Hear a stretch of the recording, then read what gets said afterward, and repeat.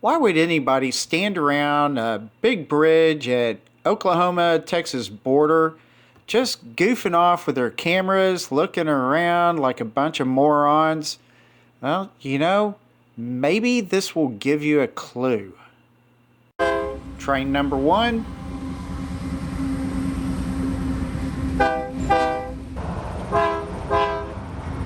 Train number 2.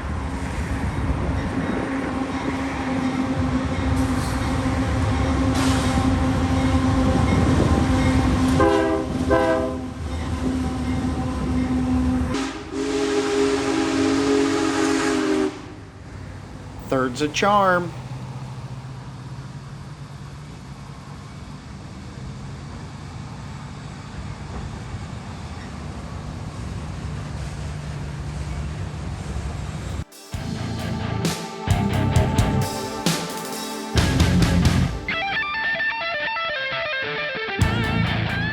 Hey, hello, how are you? Welcome to Road Odyssey. I am Bert.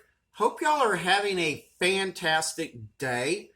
And if I look really red, there's a good reason for that. It's not because of the shirt, it's because I spent a full day chasing down a train. No, not an ordinary train. Now, if you like big machines, this is a fantastic example of American greatness and big machines. This is all about chasing down the Union Pacific's big boy. This is a ginormous train engine, and I think you'll like it. Got some really good passing by video of this thing, and also met up with a helicopter pilot who is really cool, so I'll have a little cameo in here with him. So I know y'all come to my channel primarily for C8s, Corvettes, or car-related content, but please give some of my other content like this a try. I really do appreciate it. And since I'm begging, please subscribe. I really appreciate that too. So anyway, I've talked long enough. Let me tell you a little bit more about the big boy and my story of getting sunburned. Here we go. Let's first talk about why this locomotive is so cool. This particular locomotive was given to the Union Pacific Railroad in 1941, spent 20 years in service, retired in 1961, and traveled over 1 million miles. In 2013, it began its restoration in Cheyenne, Wyoming. It was returned into service May 2019 as part of the 150th anniversary of the Transcontinental Railroad. It's 132 feet long, 11 feet wide, 16 feet tall, 1.2 million pounds. It generates about 7,500 horsepower compared to the diesels that you see that can only produce 2,500 horsepower. This one locomotive can do the job of about 3 or 4, maybe more diesels, while also heading out at about 80 miles per hour. So this big behemoth has a tour that's going on. Here's the map of it. On the Union Pacific website, they have its schedule.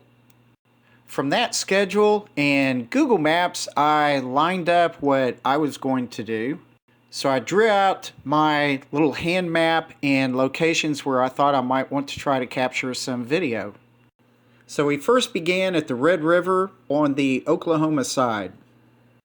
Here's a clip of where we pulled in and the vantage point from this north side of the river.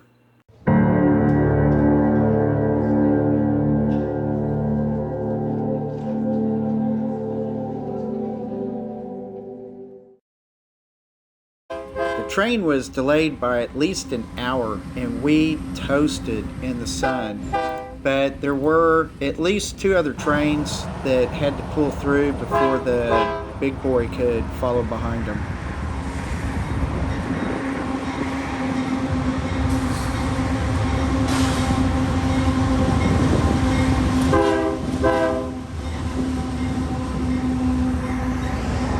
He finally arrived. Luckily, they were going very slow so we could get some good shots.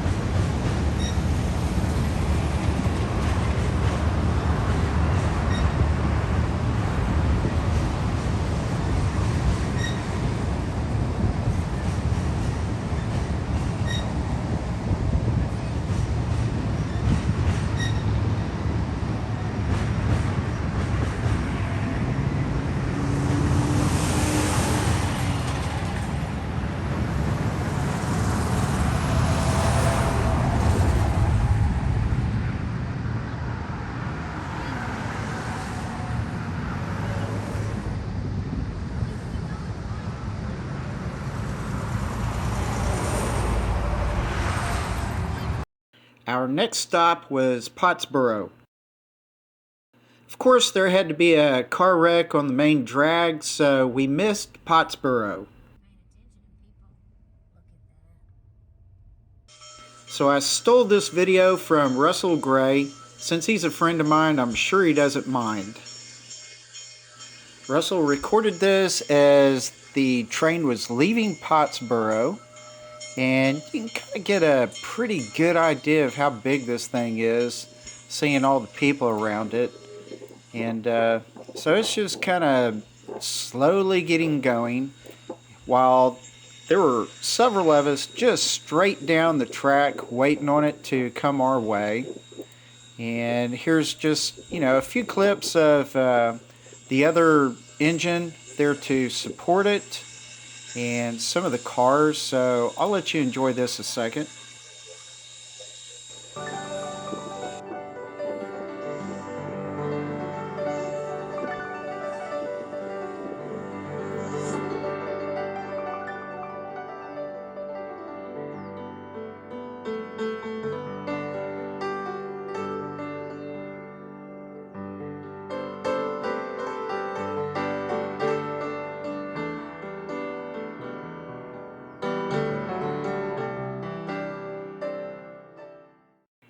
Didn't take it long to start really picking up speed.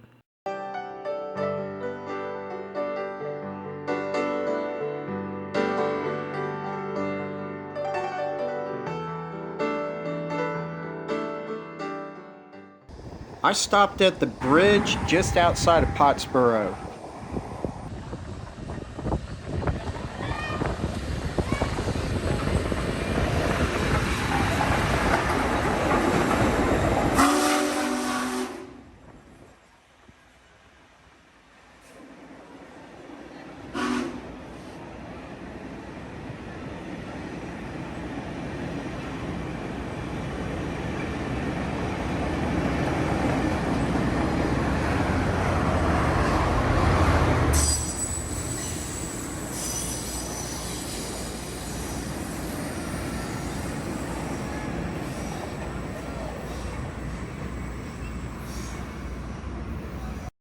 As soon as the train passed, hopped back in the car and went down towards Collinsville. Saw this ambulance buzz by, and as I did, here came a helicopter.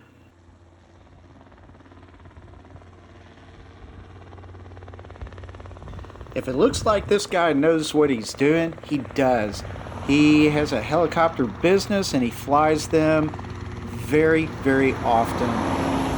Rides, works them out in pastures, going up and down fields to help cross-pollination.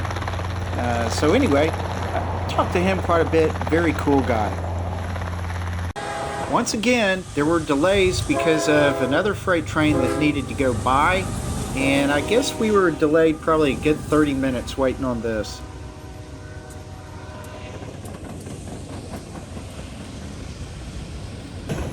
It's a fun, cheap thrill standing next to a speeding train. After a bit, we had 2 news helicopters blow through, and there had been an airplane buzzing around as well. Once I noticed these helicopters starting to get closer and closer to us, I knew the train was on its way.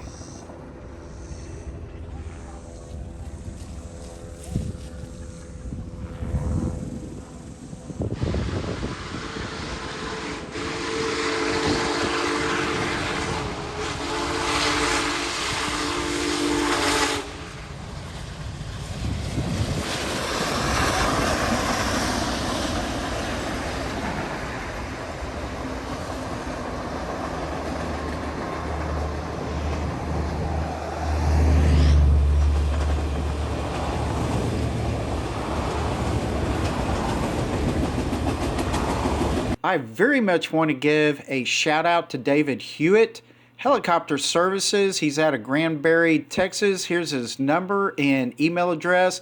This guy was super nice and really cool. Please check him out if you want to have some fun in a helicopter or get some work out of him. Well, that'll do it for this video. Thank you all very much for sticking to the end and finding out why I'm so sunburned and what this big boy's all about. I tell you, if you have a chance to go see this thing in real life, especially when it's moving, it is huge. It's one of those things like watching a big battleship, cruising out in the sea. It's so big you just gotta kind of absorb it to relate to the size of these things. So it's just very impressive, very powerful, and it's just a cool engine. So that's why it's on my car channel. It's cool, and it's something that I did related to my road Odysseys. So hope y'all get it. It's fun. So anyway, with that, relax, take it easy, and I will see you later. Bye.